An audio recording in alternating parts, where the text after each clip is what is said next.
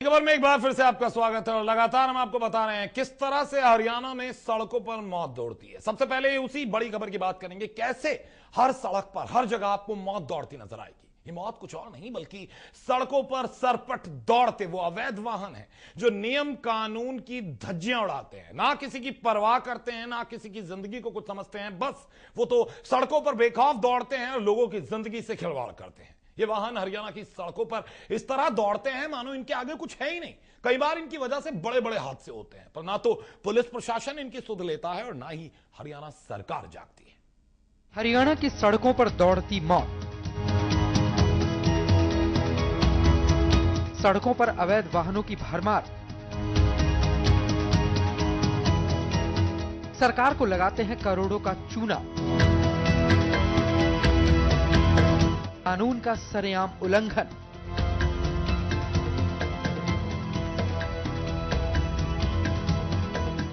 हरियाणा की सरकार के राजनीतिक दावे तो ऐसे हैं कि आप सुनकर हैरान रह जाएं। सरकार से लेकर मंत्रियों की जुबान पर एक ही बात रहती है कि हरियाणा विकास की नई ऊंचाइयों को छू रहा है, पर जब बात जमीन से जुड़े मुद्दों की होती है तो हरियाणा का हाल ऐसा है कि जैसे पानी तो बहुत है पर पीने के लिए गिलास नहीं है। यहाँ के लोग अपनी मर्जी से अपने लिए कानून को तोड़ मड़ोड़ देते हैं, जिसे प्रशासन और सरकार सिर्फ देखती रहती है। सरकार और प्रशासन को कुछ करना चाहिए, पर कुछ करने की जगह ये उसे अपने हाल पर ही छोड़ देते हैं।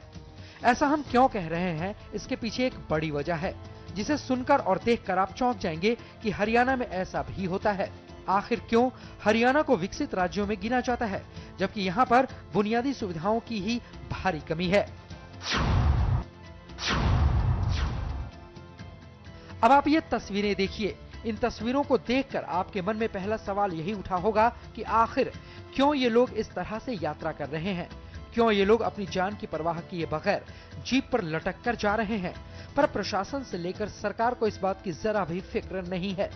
ना तो पुलिस इन्हें ऐसा करने से रोकती है और ना ही सरकार कोई कड़ा कानून बनाती है। पर आपको बता दें कि ये हर रोज का काम है। यहाँ पर लोग इसी तरह से सफर करते हैं क्योंकि यहाँ पर परिवहन विभाग ठप पड़ा है और आने जाने के लिए सरकारी बसों का घंटों इंतजार करना पड़ता है। पर ऑफिस जाने वाली जनता और स्कूल जाने वाले बच्चे आखिर कब तक सरकारी बसों का इंतजार करें। अगर वो सरकारी बसों के इंतजार में ही खड़े रहे तो शायद ही वो कभी स्कूल और दफ्तर जा सकें। यह हाल सिर्फ लोहारू, बाढ़ेरा, भिवानी और दादरी का नहीं है, बल्कि पूरे हरियाणा का यही हाल है। पूरे हरियाणा में परिवहन सिस्टम ठप हो गया है।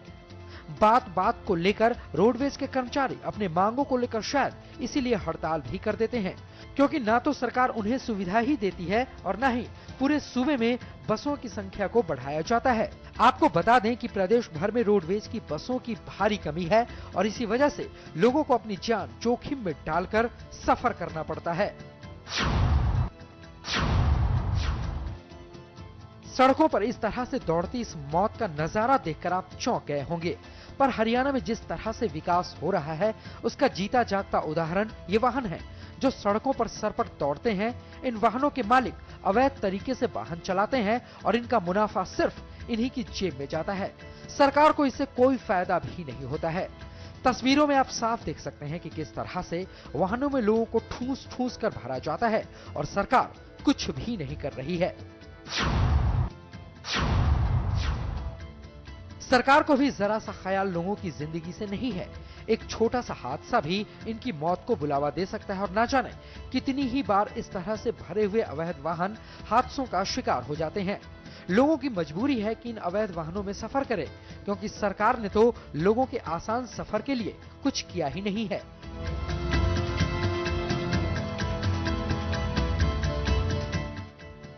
लोहारू से Pravindra Sangwan, MH1 news.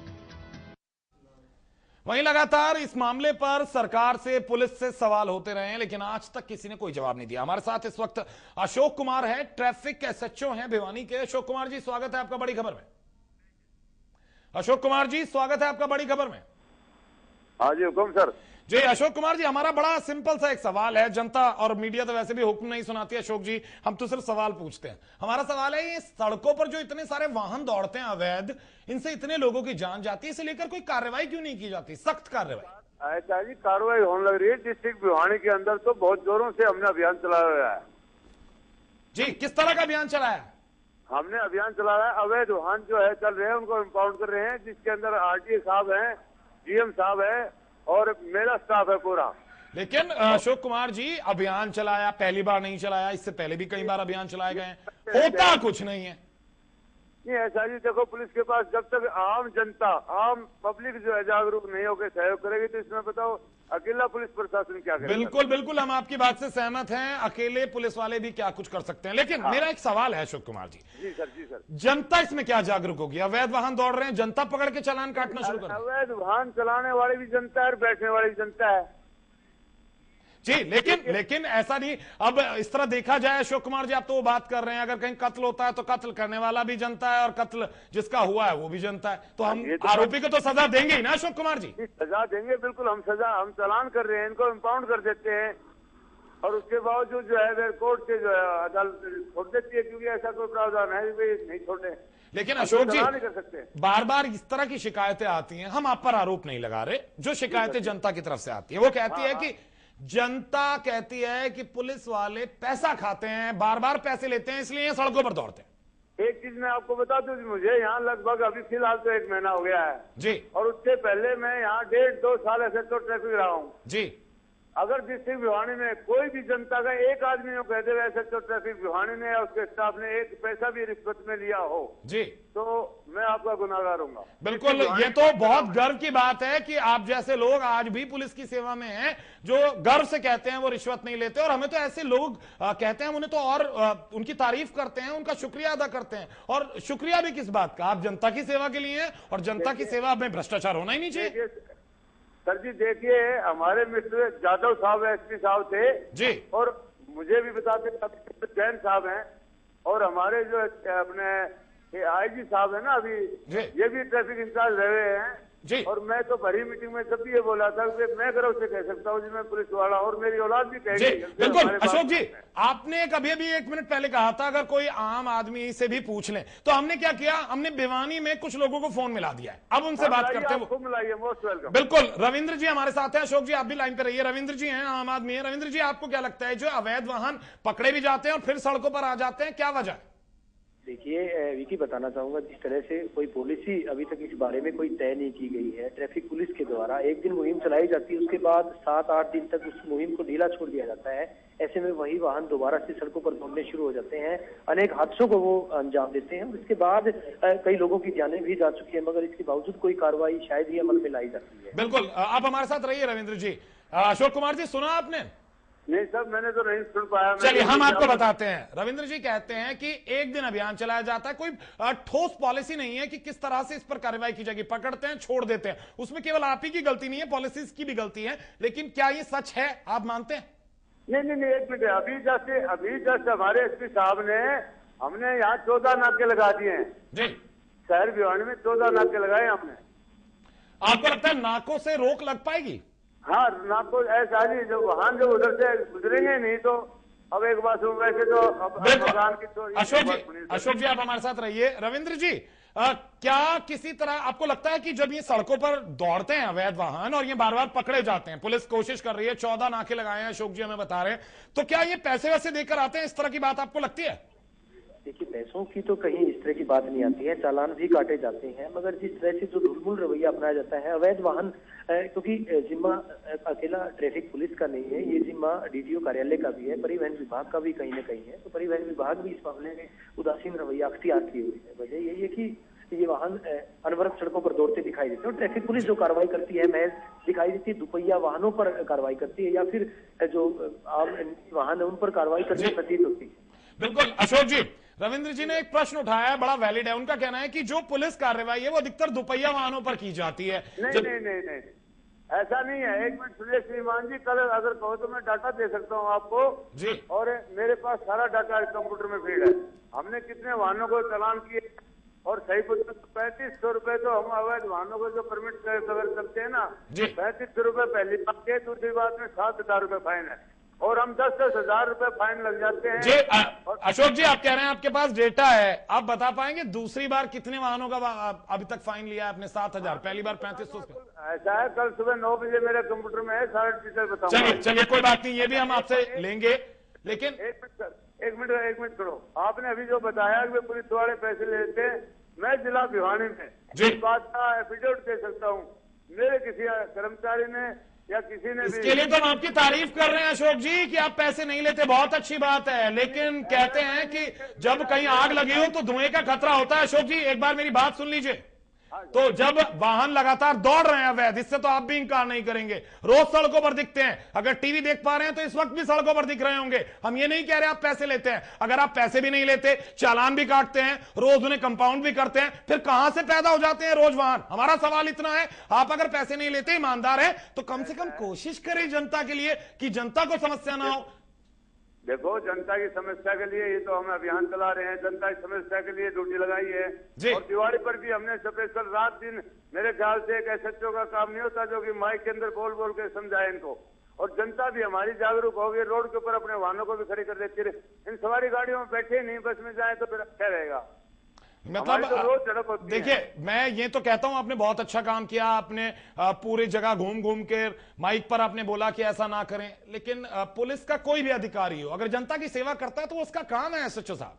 This is my duty. बिल्कुल, हम भी यही कह रहे हैं, हम भी यही कह रहे हैं SHO साहब। यस सर, बिल्कुल। तो अशोक जी हम उम्मीद करें, चलो अब तक जो हुआ, आगे कम से कम कुछ हद तक 10% तक तो रोक लगी जाएगी।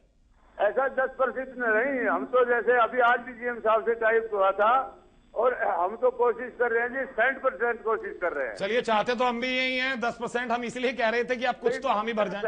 ऐसा सर, मुझे जनता का सहयोग मिले तब जी।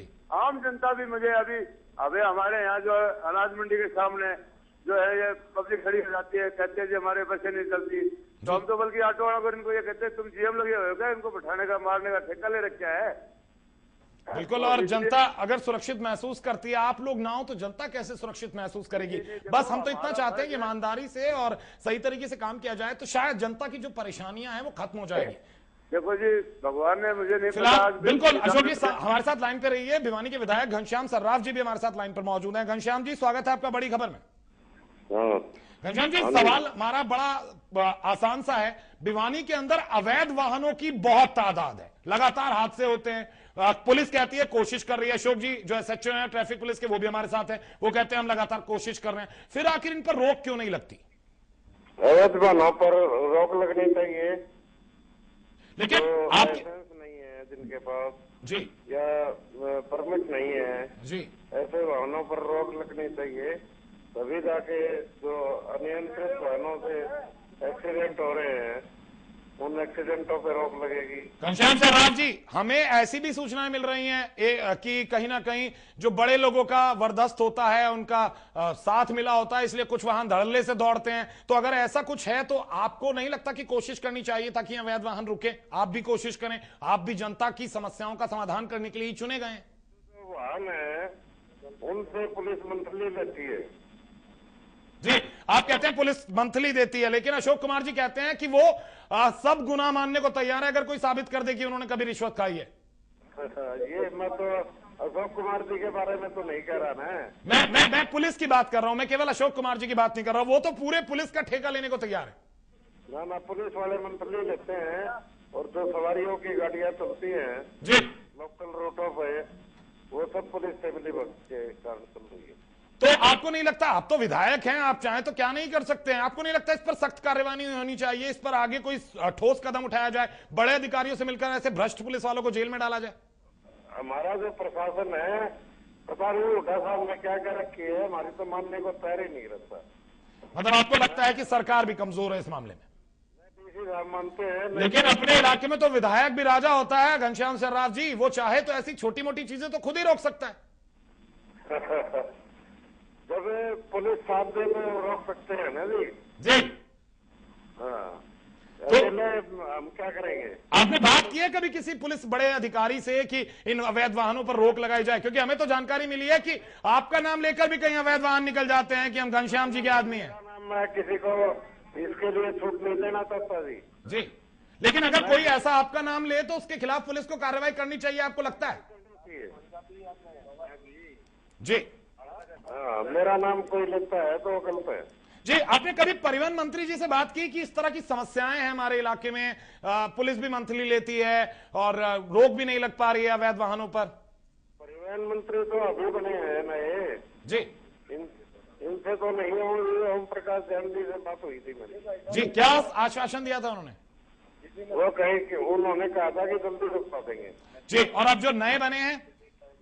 नए बने हैं, इनसे बात नहीं हुई है। ये तो 15 दिन नहीं हुए हैं इनको बने हुए। हाँ, लेकिन जानकारी घनश्याम जी हम उम्मीद करें आप देंगे, कोशिश कर रहे हैं, हमारे साथ फोन लाइन पे जुड़ रहे हैं। पूरी कोशिश करेंगे। कल ही इसके बारे में प्रेस नोट भी लग जाएगा मेरा। जी, आप एक प्रेस नोट जारी करेंगे कि भिवानी के अंदर अवैध वाहनों पर रोक जल्द से जल्द लगाई जाए। जल्द से जल्द, और कोई किसी का नाम ले, कोई किसी बड़े आदमी का नाम ले, उसको तुरंत उसके ऊपर एक्शन लेना चाहिए। बिल्कुल। और घनश्याम जी अगर आप भी थोड़ी बहुत कोशिशें करें, खुद बात करें, क्योंकि आपकी बात जनता सुनती है और अगर आप कहेंगे तो जनता जरूर मानेगी और रोक भी लग जाएगी, पुलिस भी सुनती है। ठीक बात है जी, और मैं चाहता हूं कि जब किसी इंसान को, देखिए आपको चुनकर भेजा जनता ने, बड़ी उम्मीदों के साथ भेजा कि आप उनकी तमाम समस्याओं का समाधान करेंगे। उस परिवार पर सोचिए जो इन अवैध वाहनों की चपेट में आके बिखर जाते हैं। तो आप जी, ये जो इन पे जो लाइसेंस नहीं होता ड्राइवरों के पास जी, उन ड्राइवरों से एक्सीडेंट का बड़ा भय रहता है। बिल्कुल बिल्कुल, और बड़ी तेज गति से गाड़ी चलाते हैं। बिल्कुल बिल्कुल। लेकिन घनश्याम जी, हम आपका शुक्रिया तो अदा कर रहे हैं कि आप कोशिश करेंगे, लेकिन हम फिर कह रहे हैं आपका नाम लेकर भी बहुत सारे अवैध वाहन चल रहे हैं। अगर ऐसा है तो हमसे पहले तो आपको कार्रवाई करना चाहिए। आपकी स्वच्छ छवि को बदनाम कर रहे हैं वो लोग। यदि मैं किसी का फोन करता हूं तो मेरे को बताइए। बिल्कुल, और फोन किया है और ये गलत है। बिल्कुल, बहुत बहुत शुक्रिया हमसे बातचीत करने के लिए घनश्याम सर्राफ जी, और विश्वास दिलाने के लिए जल्द ही भिवानी में जो अवैध वाहन दौड़ते हैं उन पर रोक लगाई जाएगी। हमारे साथ विधायक घनश्याम सर्राफ फोन लाइन पर मौजूद थे। उनका कहना है कि बात की जा रही है, बार बार की गई लेकिन हल नहीं निकला। उन्होंने पुलिस पर भी आरोप लगाया। पुलिस भले ही अपनी सफाई देती रहे कि वो किसी तरह का कोई पैसा नहीं लेती, लेकिन उन्होंने कहना है मंथली बंदी हुई है। यहां तक कि खुद घनश्याम सर्राफ जी कहते हैं अगर कोई मेरा नाम भी ले तो मैं उसके खिलाफ भी कार्रवाई करूंगा और प्रेस नोट जारी करके जल्द से जल्द इस मामले पर कार्रवाई कराई जाएगी। बड़ी खबर में रुकेंगे एक छोटे से ब्रेक के लिए।